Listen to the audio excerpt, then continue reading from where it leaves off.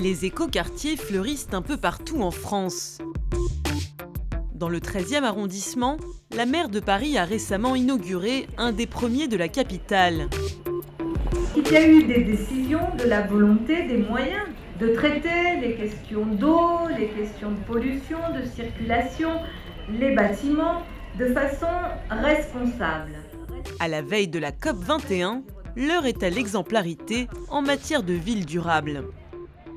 Les écoquartiers, dans certains pays du monde, c'est destiné à une population qui peut se payer l'écoquartier.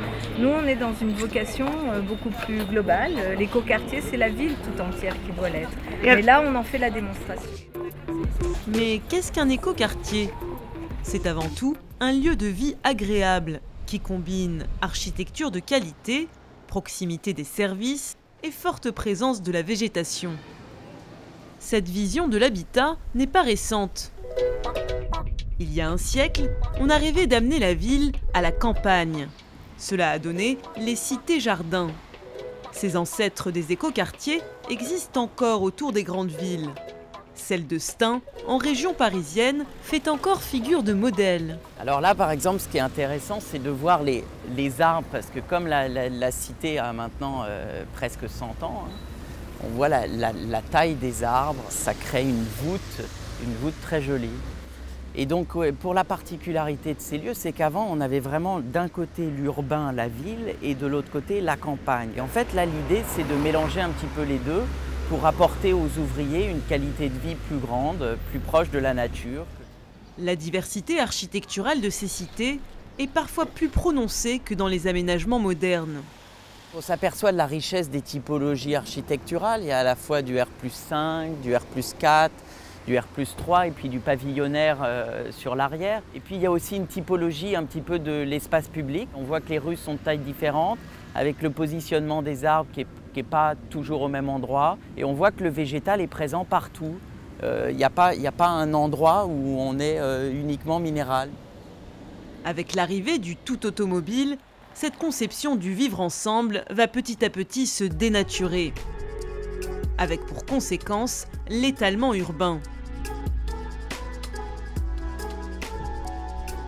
Les années 60 marqueront l'émergence des zones périurbaines, excentrées des lieux de travail et des services, où les habitants n'ont d'autre choix que le recours systématique à la voiture. Aujourd'hui, l'urbanisme a changé.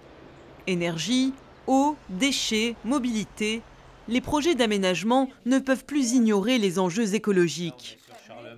Bien que tardive en France, la création d'écoquartiers apporte une réponse à ces défis. Un label existe aujourd'hui pour les projets qui se distinguent. Mais l'écoquartier n'est pas un modèle préconçu qui serait transposable partout.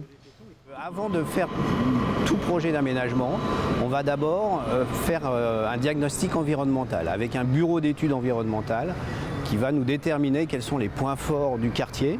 Et ces points forts vont être différents à Issy-les-Moulineaux et différents dans n'importe quelle autre commune sur laquelle on travaille, n'importe quel site. C'est-à-dire qu'on ne peut pas avoir un dossier nous disant voilà, un écoquartier c'est ça. Mais on peut déjà le définir comme une solution pour densifier la ville sans l'étendre et y introduire de la mixité. Voilà, donc là on a réussi à maintenir la transparence. Construit sur un ancien site industriel, l'écoquartier des bords de Seine, à Issy-les-Moulineaux, est allé dans ce sens. Cet écoquartier donc, est un quartier de ville, donc il comprend toutes les fonctions liées à l'habitat. Il y a du logement d'accession à la propriété, il y a du logement social, il y a une résidence hôtelière, il y a des bureaux, il y a un groupe scolaire, école maternelle et école communale, et il y a une crèche et bien évidemment des commerces. Le rêve d'antan, lui, s'est inversé. À nous maintenant d'apporter la nature dans nos villes plutôt que le contraire. Dans les écoquartiers, la végétation n'a pas qu'une fonction esthétique. Elle est aussi là pour gérer l'eau et favoriser la biodiversité. Nous sommes donc au cœur d'une noue qui récupère les eaux de ruissellement à la fois de la voirie et de l'espace dédié aux piétons. La noue est là pour retenir l'eau au maximum, donc pour offrir un débit de 2 litres seconde dans le réseau. Et elle est plantée en plusieurs strates de plantes vivaces, épuratives et filtrantes. accompagnés d'arbustes qui ont des valeurs décoratives et nourricières pour les oiseaux, et d'arbres d'aliments qui viennent compenser le bâti par leur densité et leur richesse d'accueil. Autres aspects importants, privilégier la mobilité douce, s'implanter près des transports en commun pour limiter l'usage de la voiture, avoir une gestion intelligente des déchets, comme la collecte pneumatique, inclure des énergies renouvelables et construire des bâtiments bioclimatiques. Contrairement à ce qu'on peut penser, c'est que le matériau de construction, en réalité, est la lumière et le soleil. Ce sont des bâtiments qui ont été construits autour de la lumière, ce qui permet d'avoir tous les logements qui reçoivent 2 heures d'ensoleillement au solstice d'hiver. L'écoquartier, à travers les solutions qu'il déploie et les changements de mentalité qu'il induit, est un vrai laboratoire pour concevoir la transition énergétique des villes. Mais pour le moment, ces aménagements émergent ici et là, sans réelle connexion avec les quartiers alentours, avec un risque qu'ils deviennent des ghettos réservés à des habitants privilégiés. Construire un écoquartier relève aussi parfois d'une opération marketing pour attirer des habitants et accroître une collectivité, quitte à parfois empiéter sur des terrains vides et retomber dans l'écueil de l'étalement. L'écoquartier, oui, si ce n'est pas pour user du nouveau territoire. Il faut avant tout construire la ville sur la ville.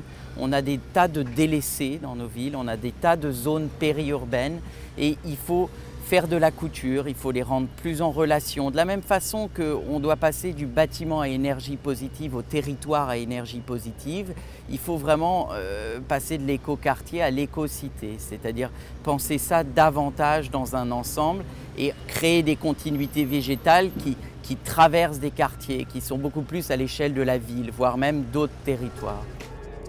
Rendre le tout plus écologique, c'est aussi améliorer l'existant. Et cela doit passer par un rayonnement des écoquartiers dans l'ensemble de la ville. L'issue de ce pari devrait prouver la réelle efficacité de ces nouveaux aménagements.